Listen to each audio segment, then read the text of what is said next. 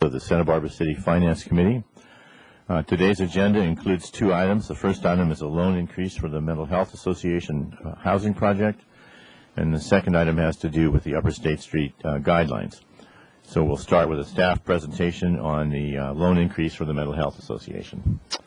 Mr. Gustafson. Thank you, Chair Horton, and Mr. Chair, and Members Schneider and Falcone. What you're considering today is a report for a future action by the Council regarding a request from the Mental Health Association for additional funding for the Building Hope project right here across the street in the amount of $1.2 million.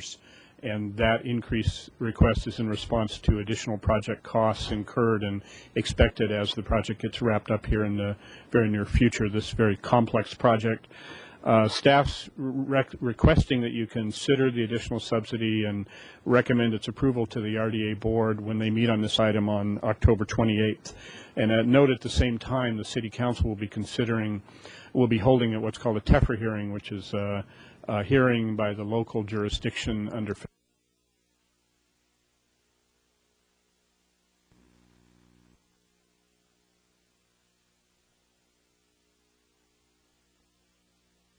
of the Santa Barbara City Finance Committee. Today's agenda includes two items. The first item is a loan increase for the Mental Health Association housing project, and the second item has to do with the Upper State Street guidelines. So we'll start with a staff presentation on the loan increase for the Mental Health Association. Mr. Gustafson. Thank you, Chair Horton, and Mr. Chair, and Members Schneider and Falcone. What you're considering today is a report for a future action by the Council regarding a request from the Mental Health Association for additional funding for the Building Hope project right here across the street in the amount of $1.2 million. And that increase request is in response to additional project costs incurred and expected as the project gets wrapped up here in the very near future, this very complex project. Staff's requesting that you consider the additional subsidy and recommend its approval to the RDA board when they meet on this item on October 28th. And note at the same time, the City Council will be holding what's called a TEFRA hearing, which is a hearing by the local jurisdiction under federal law to approve tax-exempt financing for a portion of this project. It's the commercial loan on the project, the permanent commercial loan being converted to a tax-exempt rate with the assistance of Santa Barbara Bank and Trust. So you'll be considering that as council members on the 28th, and you should be aware that as you are, that you've done this many times before, and that doesn't entail any obligation, any financial obligation on the part of the city. I thought what I'd do is walk you through some of the information in the agenda report for your benefit and for the people watching on TV. I'm really going to talk about the project description, about the assistance that we've given to the project to date, the status of the project, and these development cost increases and how we respond to those. Beginning with the project description, you've heard it lots of times, and you can see it emerging from the ground very rapidly over there. It's out of the ground. It's getting finished off. It's a project that includes 113,000 square feet of mixed use. There are 50 affordable housing units in there for low-income downtown workers and Mental Health Association low-income clients. There's administrative office space for the Mental Health Association.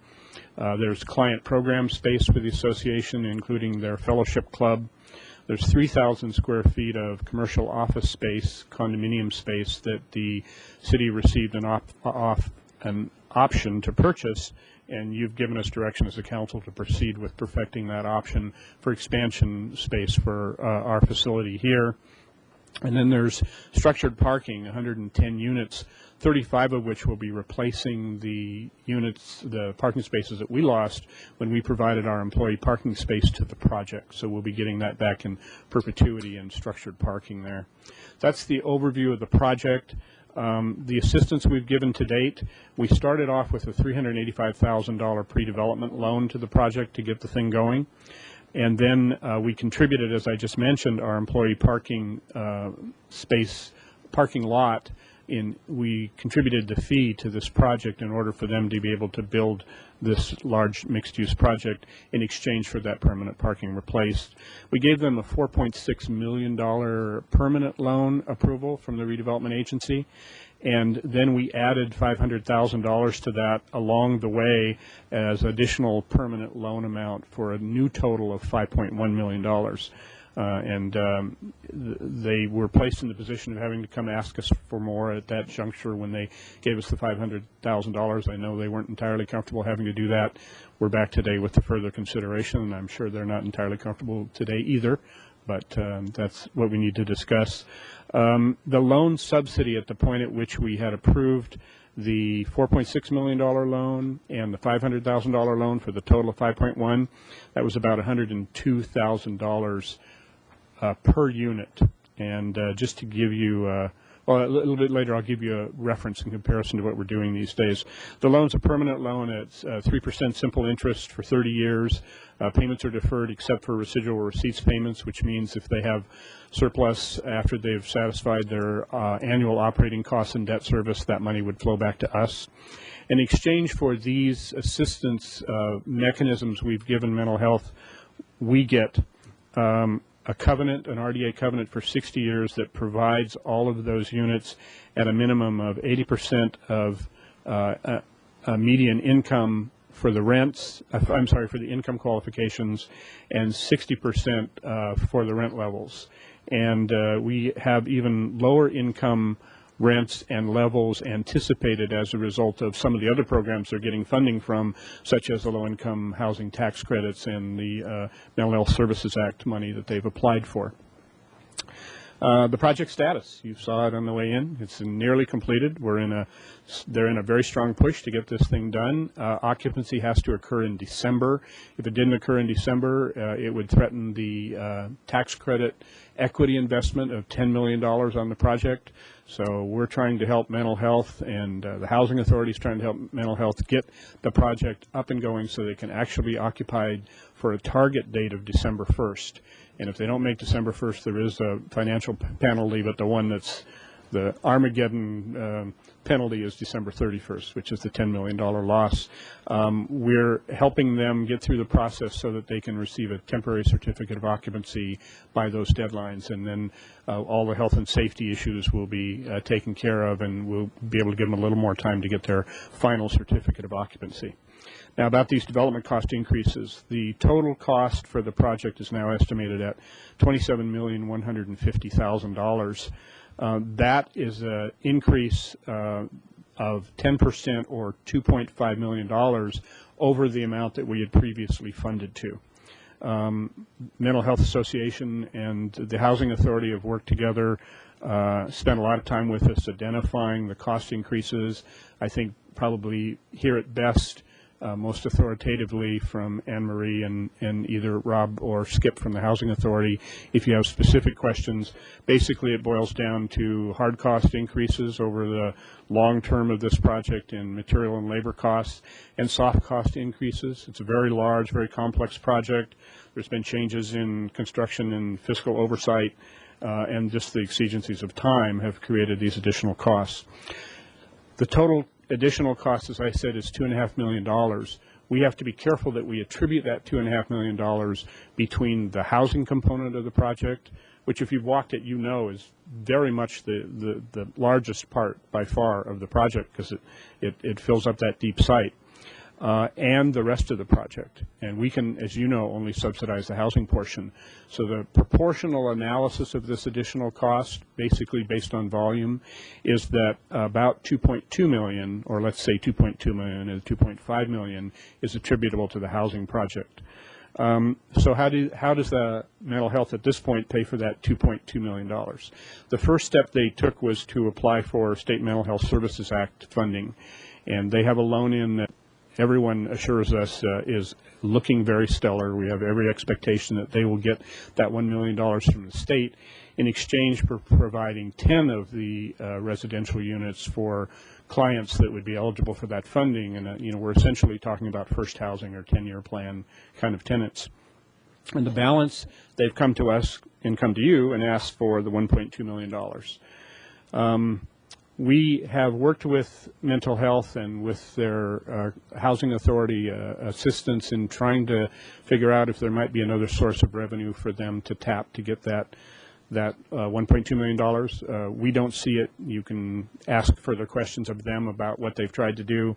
They've done a lot of very successful fundraising for this project over time for the non-residential portion. This is the point at which it'd be very hard, I think, to raise any additional funds, particularly in the time frame that they're facing. So that's why we're comfortable at this point recommending to you the $1.2 million. I just want to close with just a few observations and remarks on the staff recommendation. You know, I think we all know it's a remarkable project and it has multiple benefits for the whole community, and gee whiz, we have to get it done, and it has to get done on time. Not completing the project, among other things, would lose one of the great benefits it brought here, which was a $10 million subsidy from outside, a federal subsidy associated with the equity infusion from the tax credit program. There were complexities in construction management changes. I think you know that there was some pro bono construction management assistance, fiscal management assistance from Vermont Development Corporation. The key individual that was doing that moved on to another place. There was a period when there wasn't that sort of level of expertise available, and then the Housing Authority very graciously and very adeptly stepped in and have been providing this fiscal management to the project for some time and have helped us all understand what the challenges are. Again, I think that there was a remarkable job of fundraising overall on mental health, so I want to salute them for that. I wanted to break down for you what this means in terms of additional money. With the $1.2 million that they're requesting added to the 5.1, we would have a per unit subsidy cost of $123,500. To give you perspective, when we did St. Vincent's a while back, we considered that a fairly expensive project. That was at $102,000 a unit subsidy. We've just finished not that long ago the Casas Las Granadas project by People's Self-Help Housing up at the Granada Garage. That one, that small project of 12 units, came out to $131,000 per unit. So Dave, we're seeing that level of subsidy these days. On that specific point, I had made a note to myself. Can you compare and contrast those three projects in terms of square feet, amenities, quality of finish, and just to give us a sense of? I'll do my best. It's a little hard, Mr. Chair, in that they're all, they all have variables. The Casas Las Granadas one was expensive because it was small and a complicated infill project, and it had all kinds of associated site work issues connecting with the garage and connecting with the copycat placita, et cetera.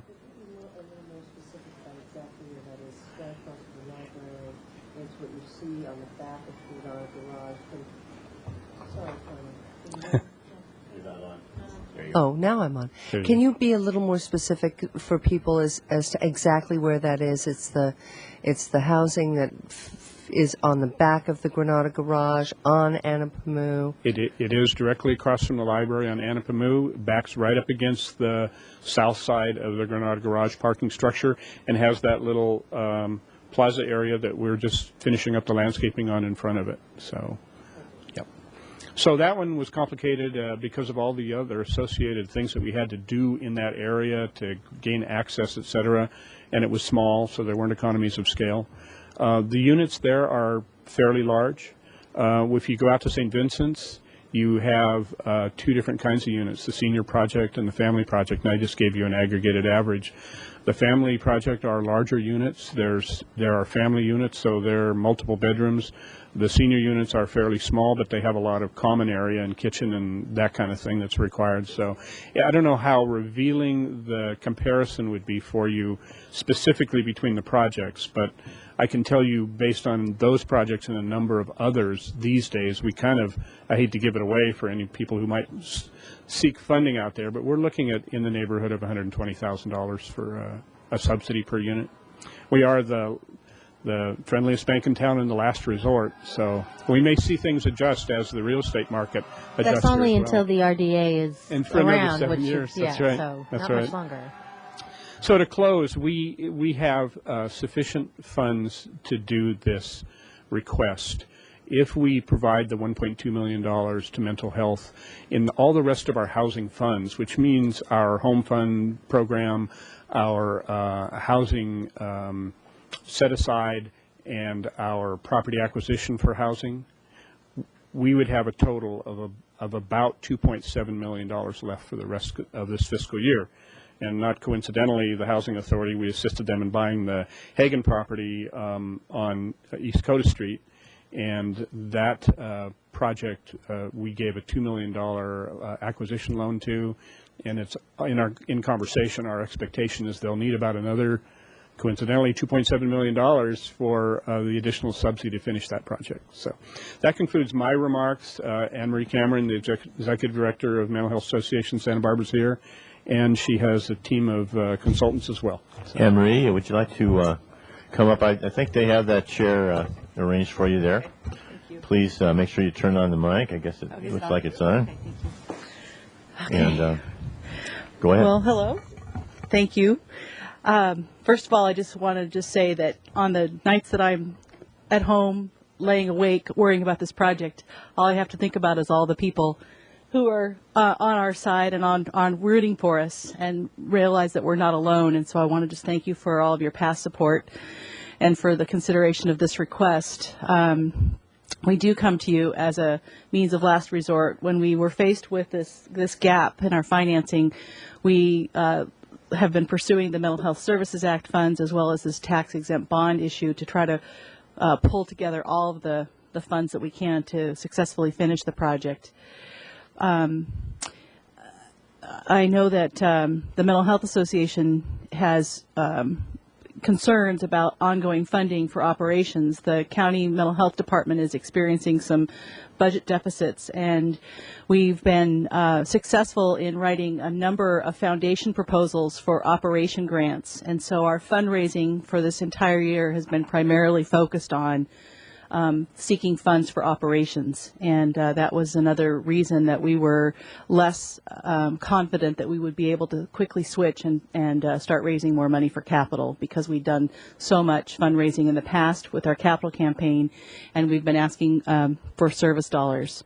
I'm pleased to tell you that we have had great response from the local foundations. In fact, I was just notified last week that the Santa Barbara Foundation has provided us with a 3-year grant for operations at $60,000 a year that will help us offset the cuts that we've received for our fellowship club, which will be the social service program that will be the central part of what will provide a lot of the support services to our residents. So I don't want anyone to worry. We're going to be fine on the operating side. It's simply getting through the last few weeks and months of construction and getting the project finished. And so, again, I thank you, and I thank the staff for working with us and helping us with our request. And I couldn't be here today without the Housing Authority and Frank Thompson. They truly have stepped in and made our whole outlook positive and possible. Well, thank you. Is there anyone else here that would like to say a word at this point? Housing Authority, Frank? No one else? Okay, do we have questions from the committee? Ms. Falcone. Thank you, Mr. Chair, and I apologize for being a few minutes late. I have a couple of questions, and then do you want comments just following that? Is that all right? Please proceed. All right, thank you. The amount of money, if I have it right, from the RDA, does it add up to 6.3? Yes, it does. Okay. Yes, and is any of it guaranteed? If you weren't on, Tony'd be ringing by now. That's so true. Thank you. Yes. Is any of it guaranteed at all or backed up at all by Santa Barbara Bank and Trust, which is the lender of a lot of the notes that mental health is working with? No, Member Falcone, our funding, our $6.3 million, is secured against the land. It's secured against the land, okay. On that note, just a couple of clarifications for folks that don't know. I know everybody here on the committee knows, but mental health is right here on Garden and Coda, and it's right downtown and all filled with all the constraints and loveliness that comes with all of that. St. Vincent's, on the other hand, for people who don't know, is up the 154 a little bit ways. It actually was county land that the city annexed with the county's permission, and it was a joint project by the county and the city. And I think we in the RDA ended up putting in upwards of maybe 12 or 13 million Actually dollars. approaching $18 million. Oh in the my project, goodness! but All right. that's- Well, I've been on the ground floor with both of these projects and fully supportive the entire way. But these things do tend to get into the many millions of dollars. But it's for low income downtown workers. In this case, half your project is going to your clientele, Ms. Cameron, which is the mentally compromised, the mentally challenged in various different ways. But they're all individuals who can live on their own with a little assistance. And you're going to have someone on campus, I understand, to take good care of those folks. So the other question that I have is some of the money that we've put in, that 6.3, is any of it actually involved with the parking lot that we provided to, now that's a different kettle of fish, Mr. Armstrong, Mr. Casey, than RDA money, but is the is the land and the available parking any portion of that 6.3, or is the 6.3 really only cash? The 6.3 really is only cash. It really so is. the value of the land is an additional issue, additional subsidy. But we're going to get that back. We're going to get the Something in parking lieu, back yeah. in perpetuity. So if you wanted to value the land, you'd have to value it for what its available uses were, and there was a discount related to what that appraised value was. So I don't have that for you, but No, that's fine. I just wanted to pales in comparison to the 6.3. For folks who are out there who want to sort of parse the money and figure out what went for, what use, I just want things to be very, very clear. Mr. Chair, I have absolutely no problem with affording this additional money to this cause. I've been a staunch supporter for the 6 years or something that you've been involved with this. It's all for either the mentally compromised or low-income downtown workers. 80% of median income. You're going to have somebody on campus, and I also would encourage us as a city to act with all due diligence and speed to get you the CVO, the certificate of occupancy, as soon as you can, and look forward very much to this project being forward. And I will fight for it at council if need be. Ms. Snyder? Thank you. Thank you for being here. It's obviously a very important project for, I think, everyone on the council. I don't see much of a big fight coming up because of the support that we've put into it up to date, and it's understandable. I mean, it's $1.2 million is a big chunk of money, which is why it's at finance first, which makes sense. But we've seen many other projects come back to council or just out in the market with construction costs going up and way loans work and interest rates and so forth, that you're not alone. So it has nothing to do particularly with the Mental Health Association. It just has to do with the status of construction in the marketplace, I think. I do want to take this opportunity to really commend and thank Mr. Thompson and the Housing Authority for stepping in and making sure that this project gets completed on time. $10 million of tax credits is something that you don't come by every day, hardly ever. So, and we really want to make sure we reap the benefit of that, not only for the city, but for the 51, right, people who will end up living there, and then all the different people who will be participating in the fellowship club, and how important that is, and how important it is to have a permanent supportive housing project here. And it's going to be another, I think, flagship like El Carrillo is, in terms of those who are there who were once chronically homeless, who've been spending the public purse in one way or another, a lot of money on ways that did not make them sustainable, and now we're putting a lot of them into homes, into housing, and getting them a much better quality of life, and our community a much better quality of life. So, to me, this is really important. I did ask, and I think I got a satisfactory answer yesterday from Mr. Gustafson, just about just due diligence of $1.2 million of what else have you accomplished in terms of trying to find other sources for that money. And you mentioned some of those issues already, and congratulations on getting a lot of the foundation funds, and how important it is actually to come to us for the capital, because that's all the RDA funds can give. We cannot give, the redevelopment agency cannot give money for operating costs. We can only give for capital for affordable housing projects outside the district here as well. And so to go to the foundations for the operating costs and ongoing maintenance and operations is important, especially in light of the cuts that you received from the county mental health department. And if you could remind me, I kind of remember the numbers being that your annual contract with the county was somewhere in the range of $2 million, and it went down to a tenth of. It was actually our annual contract with the county was at $1 million. $1 million. And it's gone down to about $500,000. So okay. About 50% cut. Okay, because some of the original proposals was a lot more dire, yes. even though losing $500,000 is certainly significant. Right. So, well, that's good news. I certainly hope the state looks to your loan for the Mental Health Services Act capital funding favorably. It looks like it's going that way.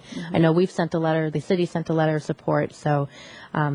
And just finally, just to remind all of us that part of this money, the redevelopment agency money that we've given so far, was even money not from the housing portion of the redevelopment agency. It came from a prior policy direction from this council of moving some of the capital funds over for housing money to go beyond the 20% minimum requirement that we have as a city. And I think that part of that funding came to this project. It was $2 million. Is that 2 of the 6.1 by the time we're done with this?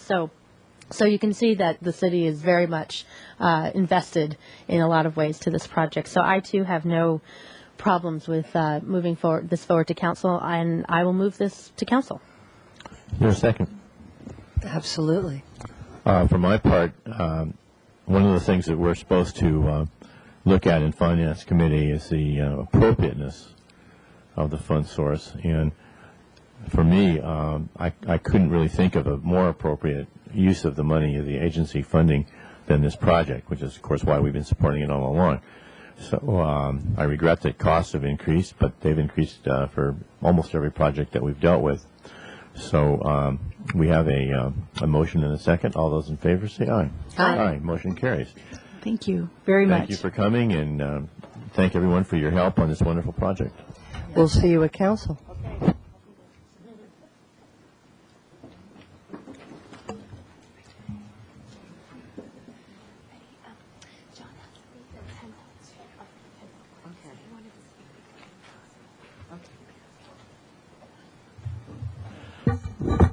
Okay, now we're going to move to item 2 on our agenda, which is Upper State Street Design Guidelines and Transit Lane Study. And I see Betty Weiss here. And Betty, would you like to lead off this discussion? Yes, good afternoon, Chair Horton and members of the Finance Committee. I'll be doing a brief overview of the Upper State Street Guidelines and Transit Feasibility Study status and recommendations of options for your consideration today. This report was prepared in collaboration with the Public Works Department. It's a joint report. Last time the Finance Committee was considering the issue of the a dedicated transit line feasibility study. That was in June of this year. There were concerns expressed about the cost and the approach of that study.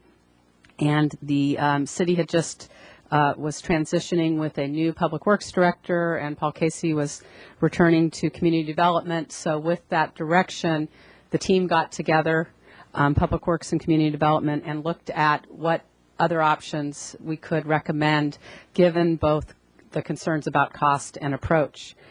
It didn't take us long to come up with our first idea, which is that best case scenario, we really think that the study of a dedicated transit line would fit best to be combined with looking at the Upper State Street area as a whole, as is envisioned in the Upper State Street study.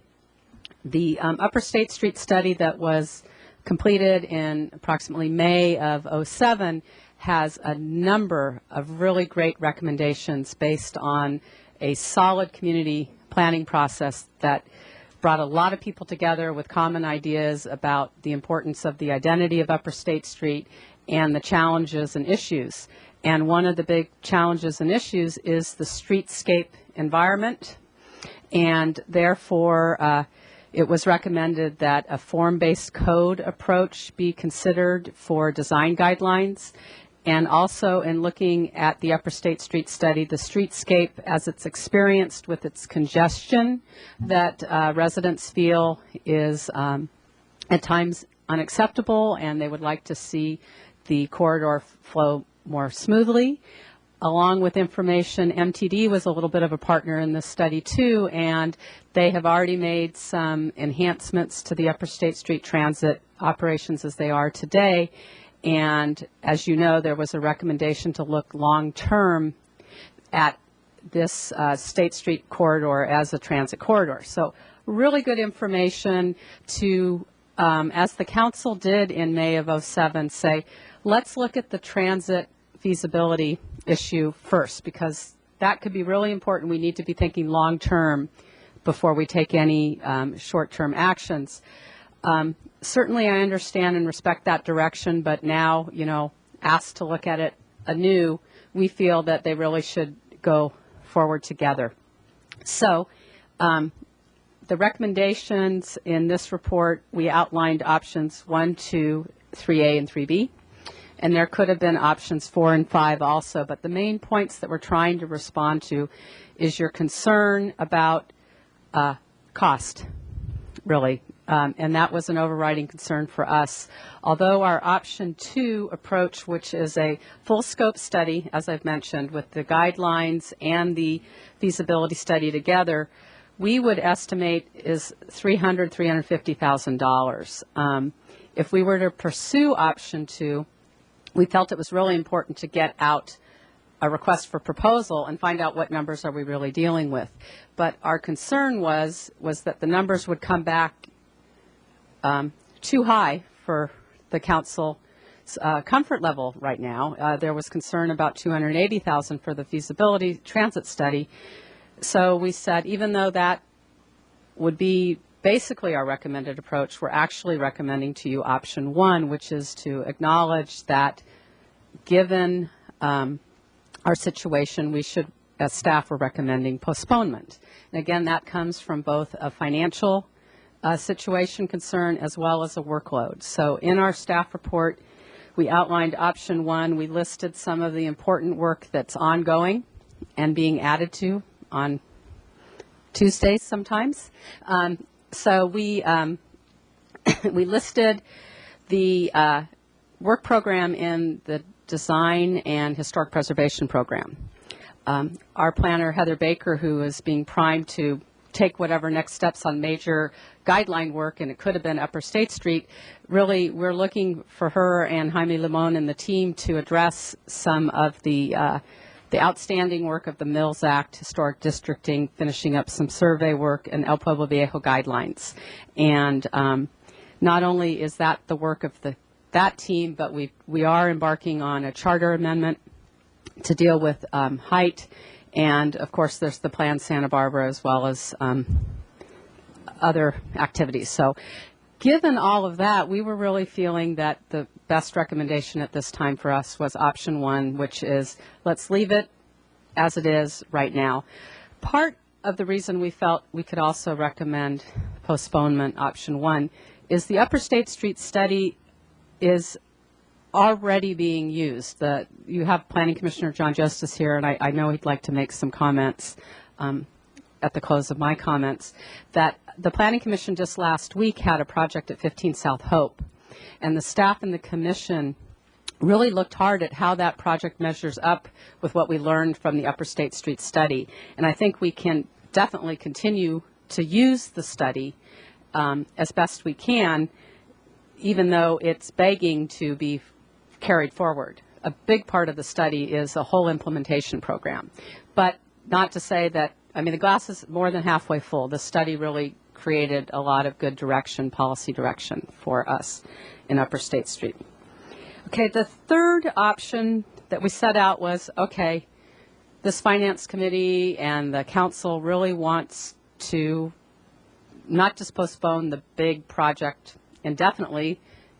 You're going to want to consider something else, like what could we do perhaps sooner, perhaps more simply, reduce scope and reduce costs. Give us another option. We figured you would want that. So we put out option 3, which is to say in the next financial plan, perhaps year 1 or year 2, I'm not sure if I've got my financial plans right, but in the next 2 fiscal years, could we be looking to identify some funds combined perhaps with Measure A or Measure D, or some funding from Public Works and some funding from the general fund, and do a reduced scope where we focus on the transit feasibility study and the companion design guideline pieces that most fit with that. If from a planning staff and Public Works staff, transportation planning, we'd really like to undertake this transit study engaging the affected community. So that means a lot of property owners in the Upper State Street area. And if we're looking at the constraints of that streetscape, there are buildings now where transit stops and lanes could possibly go. There are current setback requirements, but are they sufficient? Would we need some additional land? And if we did, in laying out a corridor, it would be best to have the full discussion with the property owners, but here's what the guidelines would provide for when it is time to redevelop your property. You would still have 2-story buildings. This is where the parking could go. So it makes better sense to go out comprehensively. We don't want to go out weak and invite controversy without having possible solutions. So that's why we think option 3 could be not all the great ideas in the Upper State Street study, but those that most directly tie to the transit feasibility study.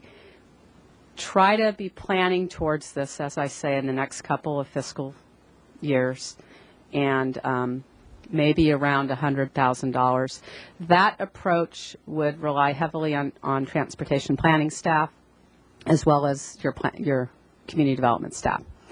Okay, so then we put out 3B, because we started to think, okay, if this is postponed and we really don't have enough money and we're downscaling this approach and we're thinking ahead a year and a half or 2, what also is going to be facing the city? A lot of good ideas coming out of the planned Santa Barbara process. So we just felt it was appropriate to think about the fact that there will be other parts of the community where if the recommendation for form-based coding and design and historic preservation, which is building in the planned Santa Barbara policy work, comes forward, we may want to carve out some money, find some money to have a broader community discussion, to move all of the planned Santa Barbara ideas forward, as well as Upper State Street. That would be great for planned Santa Barbara and Upper State Street. I don't know how the transit feasibility study fits in. And we said that in the report. I mean, we've only thought these options through to a certain degree. So that's a lot of information, just sharing what we've done since your direction to try to figure out something that would cost less and a different approach. And our recommendation is that we return to the full council after your consideration of these issues, because it's both financial and workload priority, and that a good discussion today will help inform returning to council. We would like to go to council soon because there are a lot of expectations. What is the status of both the Upper State Street guidelines and the feasibility study? So our recommendation is for a discussion today and postponement of the study. Good. So we have some folks in the audience here. John, would you like to say a few words? Introduce yourself, please. My name is John Justice. Oh, who doesn't know John, for crying out loud? I wanted to come today because Outer State Street and the study and the implications of that has been extremely important to the Planning Commission since myself and several others appeared before the full council to support Paul Casey's recommendation to take this detour along the planned Santa Barbara route. And I have to say what we got in terms of the study has really accomplished what I had hoped it would in terms of not just addressing the issues in the outer State Street area, but informing the general plan update process. And so what we're seeing in the pieces that we are rubbing and polishing to get to you over the next 2 months reflects the lessons learned from doing some of that heavy lifting in this particular neighborhood of town. And accordingly, we've also seen it influence the way staff reports are written now, that they're more clear on findings, which is an extremely important piece. And the applicants like 15 South Hope are coming before us with projects that are just what the study is suggesting happens. So it's all working together. Of the three alternatives, my preference, and I intuit the preference of the Commission, would be to go forward with item 2, because that's the most consistent with the strong recommendation we gave you over a year ago when we pushed this forward to the Council. Lacking that, I'm of a mixed mind, but I think that it's of ultimate importance that we get the planned Santa Barbara piece wrapped up, and yet at the same time we not stop in our tracks as far as the work that's being done or should be done on outer State Street. So I think it's not a matter of stopping the moving forward on this. It's a slowing the pace down and being nimble about how staff can be able to opportunistically bring these pieces forward, marry them either into the general plan update or advance portions of this outer State Street study, however they choose to do it. So whatever you decide today or move forward to the full council, I hope, provides them with enough flexibility that they can have this nimbleness and go out there and pull some pieces together to keep the momentum at least in a forward direction. We have one question for you here, John. Thank you. And you touched on it, so I want to move forward a little, expand a little more, but I want to preface it with a little historical institutional memory, or at least the way I remember it, which is this whole Upper State Street study stemmed from an appeal that from a project on La Cumbrian State, and the council not only decided to uphold the appeal that came from 4, I think, different organizations, it then launched what then became the Upper State Street study, with the idea of having the study being used as a tool, not just the study itself, but then also implementing the recommendations in the study. So why this all came back to council and then to finance committee and everything else, it was just following through of what I understood to be our response back to the appellants from the beginning, and then the community after putting the State Street study together in moving forward with the implementation of the study. And so, but then we get into a situation about funding, about which comes first, the chicken or the egg, meaning the car or the building, and here we are today. So my question to Commissioner Justice, and having a planning commissioner perspective, I think is very important. One of the reasons why I've thought that moving forward with implementation to some extent was important was because of all the different proposals that are on the table on Upper State Street, and not wanting to tie the hands of the city planning, the planning commission, the council, of what can we do in terms of looking at the discretionary portion of the review process of, the whole planning process for these projects as they come one by one, and can we use the Upper State Street study as a tool to help in the design review process and the planning process. So given that, if we were to decide to postpone, is having the Upper State Street study as a document in and of itself for now, for the next few years, with these other projects coming before you, going to be enough to help you guide what you think would then create, a project that would be compatible with the neighborhood, that would deal with traffic, with density, and all the issues that came up when we got the first appeal a number of years ago? Because my concern would be that if we don't postpone, I mean, if we do postpone and don't deal with those tricky issues, projects are going to come forward, and we won't have the tools to say, move in this direction or move in that direction, and we'll end up with things on State Street that are built that will then preclude us in the long-term future of anything we'd want to do in that corridor.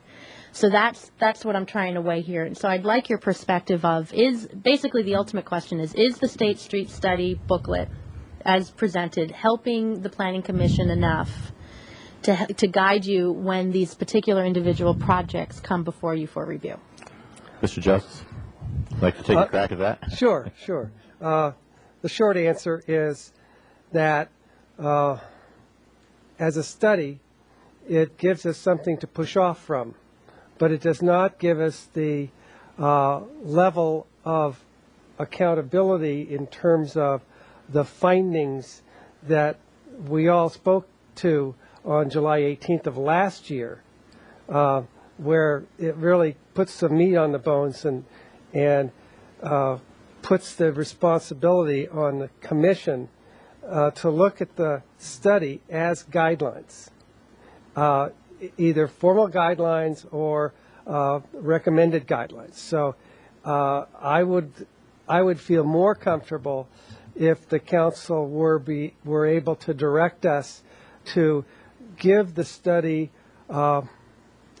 more standing, as it were, in our decisions.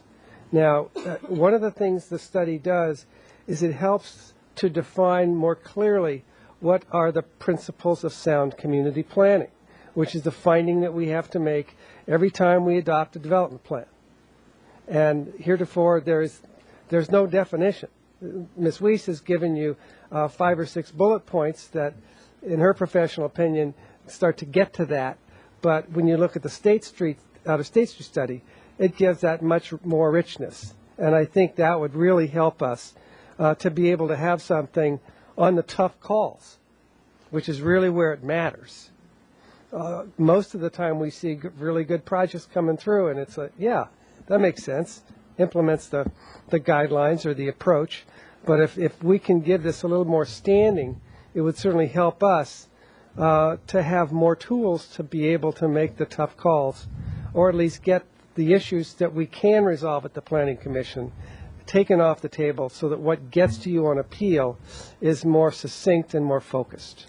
Does that answer the question? I want to build a little bit on what Ms. Schneider said, starting with a bit of my own historical background. I actually started on downtown parking and then went to transportation and circulation, and I was handed at some point a document called the circulation element. And I memorized it line by line. Not really. But anyway, I carried that around in my briefcase for quite a long time. And so when this whole matter came in front of us a while back, it seemed to me that all of the principles that I had grown up with as before I was a city council member, and then in the 7 years that I've been here, suggested to me that responsible city planning meant that we should plan carefully for the transportation flows in a part of the city that many people have complained to us about, and that is already pretty heavily congested. In fact, I asked the transportation staff to be here today, which they are, and I'm hoping that we can hear from them shortly. So over the course of the last months, there's been some misunderstanding, at least about what I was interested in. I have never called for a dedicated transit lane. I have rather suggested that we need to do the kind of thorough planning that would permit this city to tie our transportation corridors together, whether that's rubber-wheeled buses, some sort of a rail system. I envisioned in the future possibly a connection between the train station and the airport that might go all the way along that corridor. And to me, careful and thoughtful planning and fiscal prudence, which has been a part of this discussion today, are all involved in this, that we don't make decisions which will change the future of our ability to handle the traffic flows and circulation issues of our city because we didn't do the planning. And what I'm hoping for today, in order for me at least to be able to know what to do, is to get clarification that, no, don't worry about that. We have in place already enough guidelines and documents to help guide this, or indeed we don't have enough. Now, if we don't have enough, then I don't know how we can proceed without obtaining the kind of planning tools that we need. Now, I don't know whether that's a question for you or for Mr. Allen or for Rob Dayton back there, but anyway, that's where I'm coming from today, and I'm not comfortable in proceeding past this point until somebody can help me understand those issues. So whoever can help me with that, please come forward. Let me just make one comment, and then I need to rush off to another commitment. The Outer State Street study is, in essence, the morphing of the circulation element and the land use element in an updated way into a single document that talks to connectivity and capital improvements and urban design in the Outer State Street area. And it's the first time the city's really done that, and that's one of its bonus. That's the bonus of having this thing.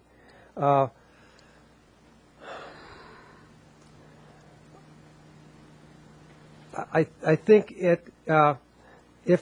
you look at the study, whether you talk to them as guidelines or as an interim guidance document between now until you adopt the new general plan update, that would be the best of all worlds from my standpoint, is to say we did a good job here. Let's just put some holy water on this thing and let it serve its intended purpose over the next year and a half to 2 years.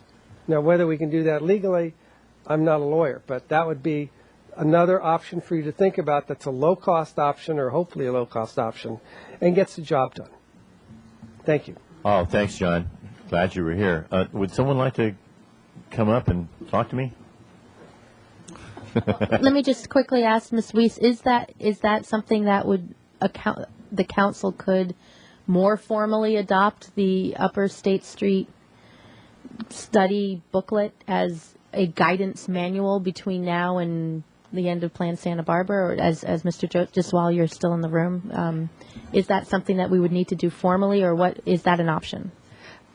I think certain elements of the Upper State Street study could be fashioned into guidelines with just edits. The way that it is written now, it was, here is the concept, here is the goal, and let's develop guidelines that further define that.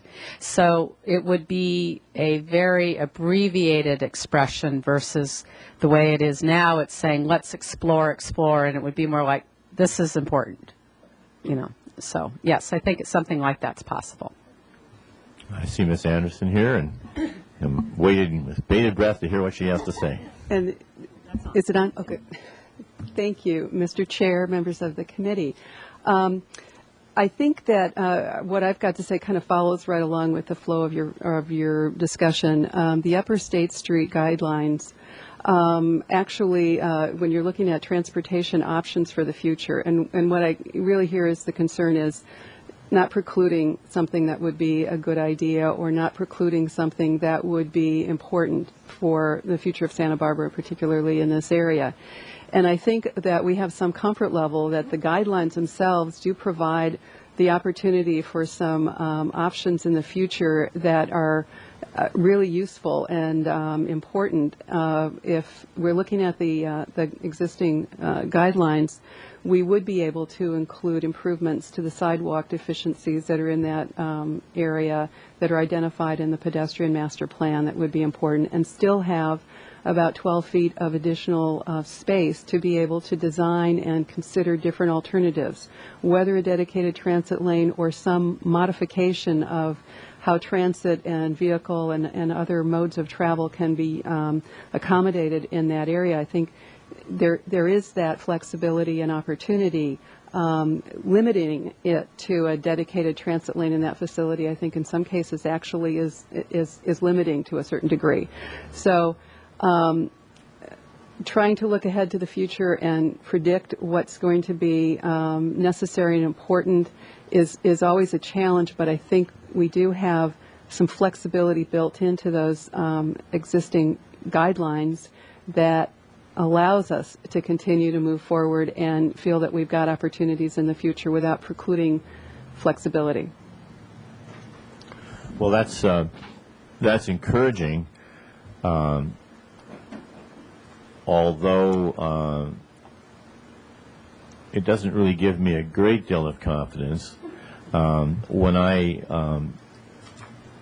look at what some cities have done in terms of planning for the future. It seems a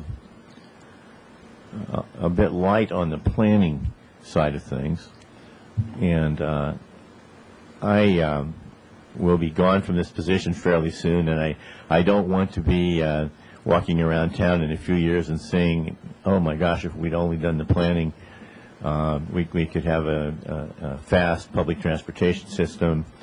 And so what I'm looking for is, I mean, you kind of got me partway there, but it doesn't sound like we really have enough in place to, in fact, I think Mr. Joseph said that, to really nail it down enough. And maybe there's some even step that isn't 1, 2, 3A or B that we could do. But before we leave this topic, I want to be sure that we haven't shut ourselves down from something. Who knows what transportation format is going to be in 10, 20, or 30 years? Right. Nobody may be driving around in personal vehicles anymore. I just don't think we can say. If gasoline goes to $10 a gallon, who's going to be driving? Maybe it's all going to be in electric vehicles. I just don't know. But just leaving the future open for us is my big issue right now. So, Chair Horton, I have a comment on that. The longer-term future planning is, well, it's alive and well in the Plan Santa Barbara process, and the degree to which that policy drafting process, community discussion has led towards transportation and mobility and connectivity issues for long-term planning. The council has yet to be presented with this, but there is a concept called the MODA, M-O-D-A, Mobility Oriented Development Area. And it certainly includes the spines of the city. That was a terminology that some members of the community used in one of our workshops, that, as you mentioned, go from the waterfront area all the way up State Street and corridors on the sides and crossing and into the Upper State Street and beyond, because Upper State Street is the old Hollister corridor, and that is how people travel in our community, down that corridor. So at the broad long-term level, to address your concern, that is an important part of the Plan Santa Barbara that is a little bit, and I'm not the best person to speak to this, perhaps Mr. Dayton, but it's a little bit different than the current circulation element. It is a compatible additive element to the existing circulation element, and that was what we were hoping to do in the Plan Santa Barbara process. The circulation element is a really solid document. It is very forward-thinking and has flexibility, and the MODA and some of the other policies that are coming out of Plan Santa Barbara are complementary and add to it. So that's where you're going to see more. I think the Upper State Street study turned into the guidelines, the pedestrian master plan, they do a good job, and they too are forward-thinking, but certainly Plan Santa Barbara is where you should expect to see that, and I think you will. Okay, Ms. Falcone, did you want to speak? Thank you, Mr. Chair. I really appreciate. I'm going to make a few comments, if that's all right. Some of us are lawyers, actually, and so I'm going to refer here to the City Council resolution, not just the study, that was adopted May 8th of 2007.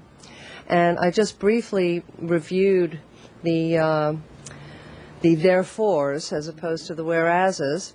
And in here, transportation is, of course, with respect to Upper State Street, discussed, but in broad terms, in very loose terms, in that it will be considered along with land use development in conjunction with the R2, which is the SD2, I apologize, the SD2 zoning, which is unique to the Upper State Street area.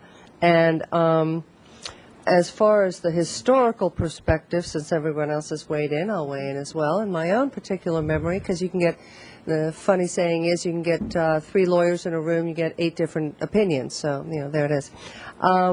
So my historical perspective was that the study came out and the resolution came out and was adopted, and there was sort of an ad hoc on council kind of discussion about this dedicated transit lane. It was really not something that was part of the study. It was not part of the resolution.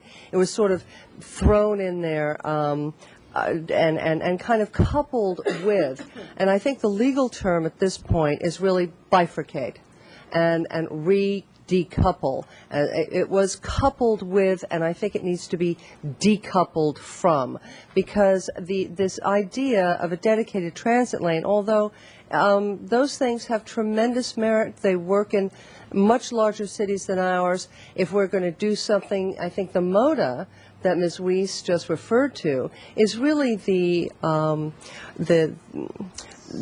methodology that we want to look to. It's part of Plan Santa Barbara. It goes from the beach to Goleta, pretty much. It has to do with, access that is different from the freeway, that is useful to residents as well as folks who are traveling from here to there.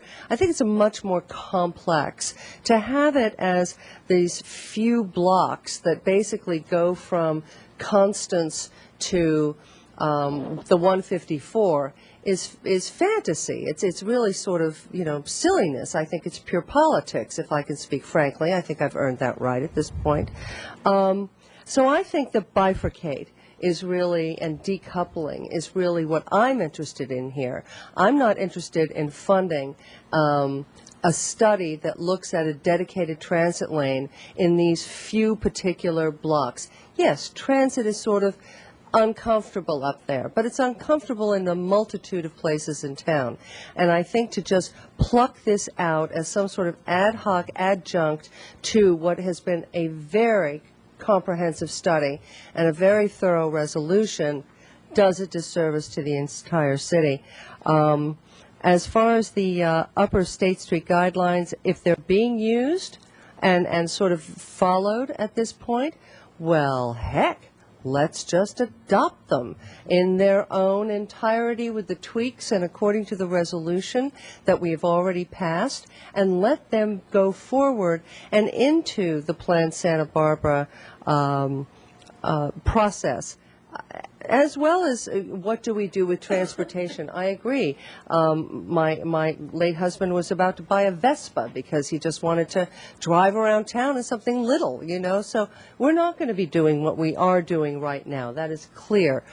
But I don't know what that is, and I think to just pluck these few blocks out of the entire city is not the way to go. A dedicated transit lane for these few blocks, I think, is fantasy, and I'm not willing to support it. We have to buy setbacks. We have to do all kinds of peculiar things that Ms. Weiss alluded to, and if we can go forward with the land use piece of it, we still have enough lane, we still have enough street to be able to do a variety of different things. So I want to do what's workable in the real world. Let's get real about this. Let's go forward. I really do think that planning is absolutely key, and I am 100% with Mr. Horton in terms of doing sensible, well thought out planning. This was ad hoc, and it was thrown in there at the last minute. I want to take it back out and go forward with the actual Upper State Street study that Mr. Jostis and others have been using quite efficiently. So that's the only thing that I will vote for. So if there's a motion to the contrary, to couple these and spend money on something else, then I am not going to support that motion. I will support a motion to move forward with the Upper State Street study and resolution that has been adopted with the tweaks, and let's move forward from there. Thank you very much, Mr. Chair. Ms. Snyder, any final comments? Sure. The whole issue of a dedicated transit lane, I don't think anyone on the current or previous council said, thou shalt have a dedicated transit lane. The whole point was, is that even a possibility, which is what started this whole conversation. It wasn't anything that myself and I don't think anyone else saying we have to have this. It was just a question of can we? And how does that then connect to the rest of the city and the rest of the region? And so that's why, and I appreciate Mr. Horton's comments about looking 10, 20, 30 years in the future and not wanting to preclude a situation for a future council in terms of that long-term planning. So I look at, in this report, a number of things. One thing is there's an attachment 2, has 12 different pending projects on Upper State Street. Most of them actually front State Street, so most of them will have some connection to the land use of the actual project with the circulation and the parking and everything else on State Street. You cannot do one without the other. In fact, the governor signed a bill that the League of California Cities unanimously adopted, as we all know, AB 375, that specifically looks at housing and transportation together and not separately. So this is the way planning is going at least in this state. So that's one thing I'm looking at is I don't want this council to do or not do something that will then preclude the future planning of this area.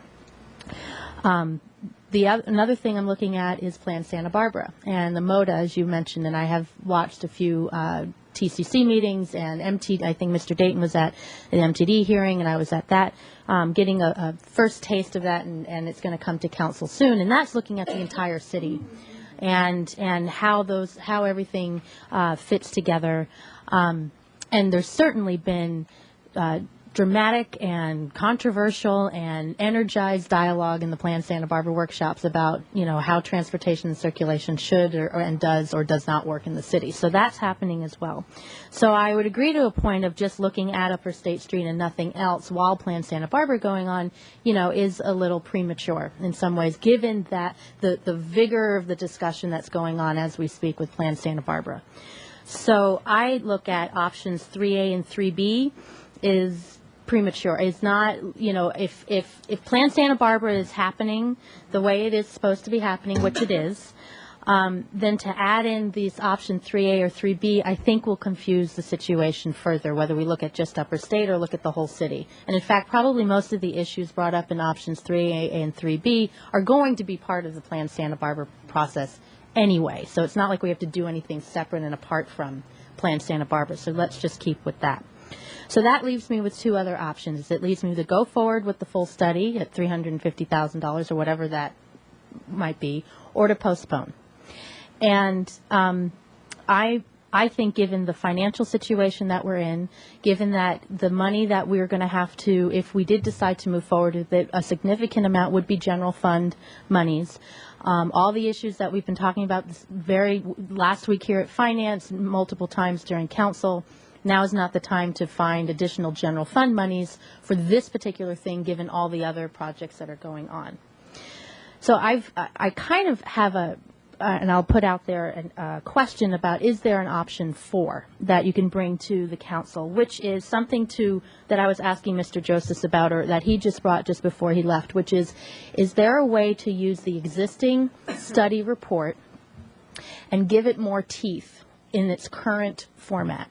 Meaning not having to go through a whole big number of workshops and finalizing guidelines or fine-tuning them, but highlighting specific ones that will help the Planning Commission, staff, and the council when projects come before us in this intervening time to go back to the project applicant and say, you know what, I know you want, for example, a modification in the front yard setback that's going to encroach on State Street, but we have this document, and we actually made it a stronger document through some motion, approval, resolution, whatever you want to call it, beyond, a little stronger than what's there now, to help us as we move through with these 12, and who knows what else will come up in the next several years of projects that come up. Because I think going back to, again, what started all this was a project that one of the things had a front yard setback modification that would have, had it been approved, would have totally, demolished any kind of thought of having any kind of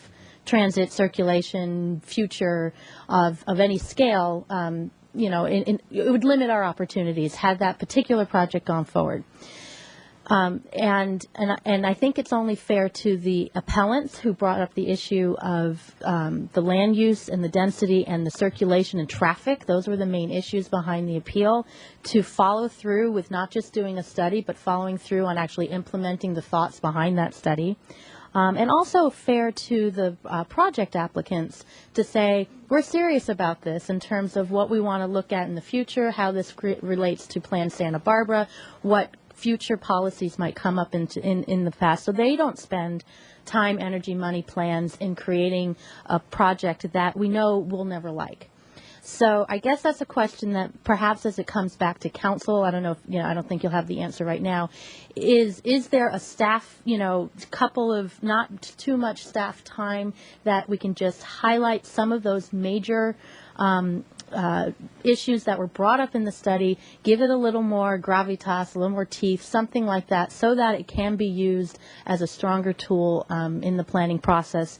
And then after Plan Santa Barbara is over, after we deal with all the other issues that you mentioned in the workload, if we want to come back at that point and look at where do we want to go from here in terms of detailing more of the guidelines and the setbacks and everything else, we'll have a better understanding of how to do that. But that would be it would seem to me from what we've discussed up to now that that potential option 4 would be minimal in terms of cost, would not use any consultants or any kind of RFP or anything like that. It would just basically be an enhanced resolution that comes to council using the documentation we already have to then help us, the Planning Commission and the council in the future, work with these projects as they move forward.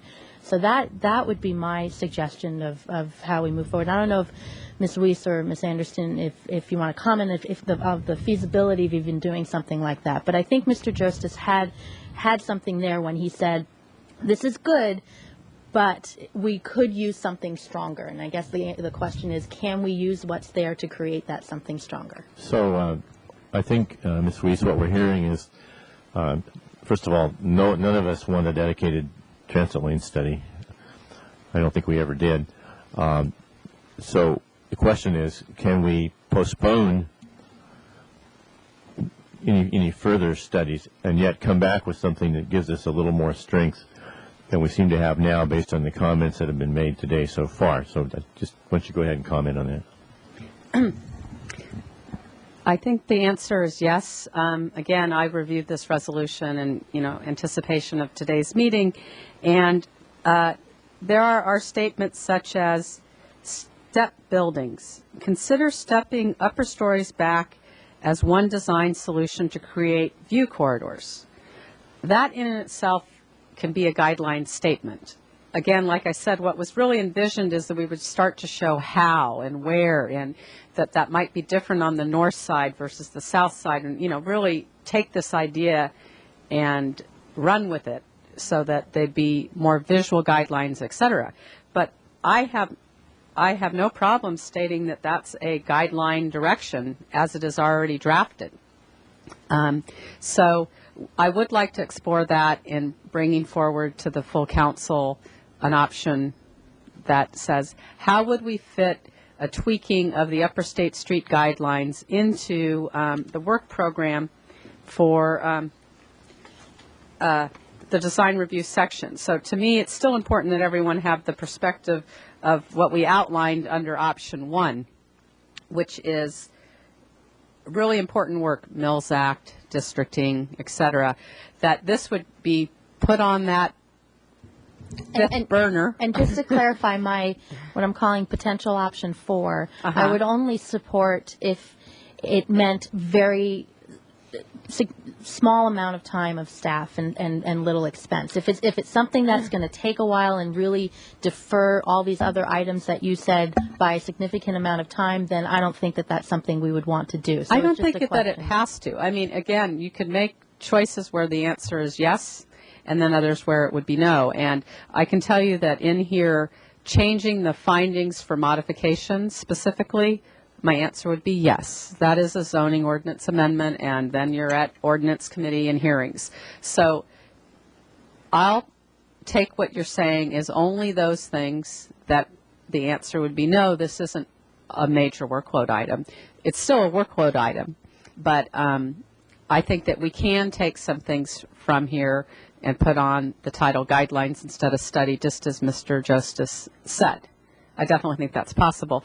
And I didn't really explain what attachment 2 is, the pending list, but if you look at it, it's really not a lot of projects.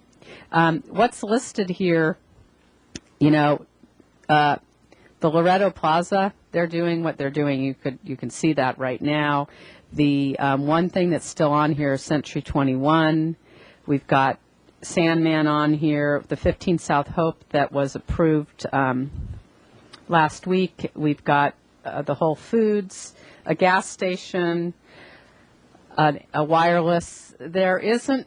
That goes to the question, are we planning for the future? Yes. Let's keep doing that. And the present, fortunately, I guess, for now, isn't pressing and precluding, realizing some of our future plans. And so I think that we'll sort out an option 4, particularly as it relates to the planning guidelines. Again, this study had a lot of recommendations related to the streetscape and public works and capital improvements and long-term planning for transit. So it has all those things in there, but for my little part, to answer your question, I think we can look at that, option 4. I see my old buddies from transportation sitting back there quietly smiling at me. And I just want to have somebody from transportation tell me that I can relax about the circulation element, and that you are going to take care of things, and it fits in here. Can somebody tell me that?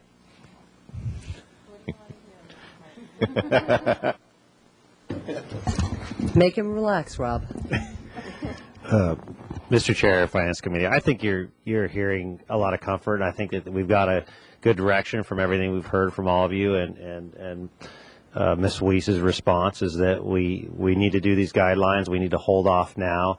We're going to cement what we've already done and make it a little stronger for the projects that are coming forward. One project member who's in the room and are paying close attention to this process. And they know what the discussion was. They've been intimate with it, and as you say, it has been said, is we do have a little bit of room, and as we get to the guidelines, we'll make more if that's needed, and we'll have the transit discussion as a minor piece of the larger discussion of what does the public realm look like and how do we plan for it. Obviously, we've got financial situations now that are holding us back, and so I think you have comfort with the cards you've been dealt. Okay, Mr. Dayton. Now I feel much better. Does anybody have a motion? I do. Mr. Chair, thank you, Mr. Dayton, for that. Just a little more on the historical perspective. I do remember that when this discussion came to council, that it certainly was not Mr. Casey who recommended this. In the study of the transit lane, this was brought by council members, and that staff was gracious enough to accommodate. I want that to be crystal clear. I will make a motion that the study and the resolution of the Upper State Street corridor be forwarded to council for hopefully adoption, and that it then be also incorporated into the Plan Santa Barbara process for further refinement and consideration, that no money be dedicated to the study of a dedicated transit lane at this point, although transit and circulation certainly be accommodated into the discussion in terms of enhancements to transit, mass transit and bike lanes, and circulation along with the pedestrian master plan and the circulation element. Okay. Is that clear? Is there a second to that? Just a question first. When you're saying the resolution of the I mean, we've already passed the resolution in 2007. So to be clear on the motion, are you saying that we're bifurcating the transit lane study and the 500,000 or 380,000 or whatever it was going to cost from what was in front of council to begin with, which was the adoption of the Upper State Street study and further implementation of the resolution, which I believe was put on hold. I'm not quite sure I fully understand what the motion is. I mean, if the motion means that we are recommending to council to postpone any further study as has been discussed up to now and instead review the possibility of increasing the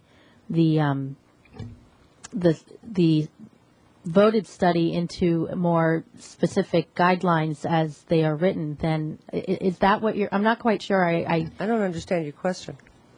I guess I'm not quite understanding what your motion is saying. I will restate the motion then. To move the study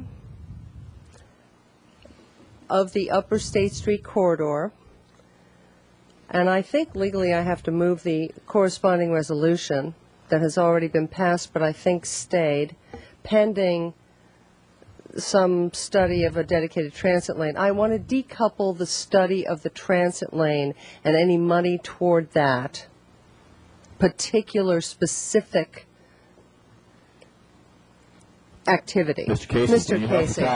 I'm being fairly clear. I think there's a lot of commonality in what I'm hearing from the board members. The Upper State Street study was adopted by the City Council, and a resolution was adopted. And what I think I'm hearing from Mr. Josephs and from all three of you, actually, is that you'd like to have council give direction that we adopt some Upper State Street guidelines based upon the already adopted study. The word guidelines. Correct. I will add guidelines, adopt guidelines to my motion. Correct. Does that help you I out? think that's- All right. And forward. Yes. And forward into Plan Santa Barbara. Right. Right. I will second that, assuming the motion came with the understanding that this committee does not want, in terms of adopting guidelines, an additional significant expense or workload of staff, because it's a question that still needs to come back to us. We appreciate that as well, and as part of staff, when we present that to council, we'll kind of scope out what it is we're thinking it is as well. It'll also give us a couple weeks to look at it and make sure that that seems like a good approach and bring that back. It Okay, sounds it has good to been me. moved and seconded. Is there any comment that anybody would like to make? Hearing none, all in favor say aye. Aye. Motion carries. Thank you. Thank everybody for being here today, and this is a difficult one, but I think we got through it in a good fashion. See you at the next meeting.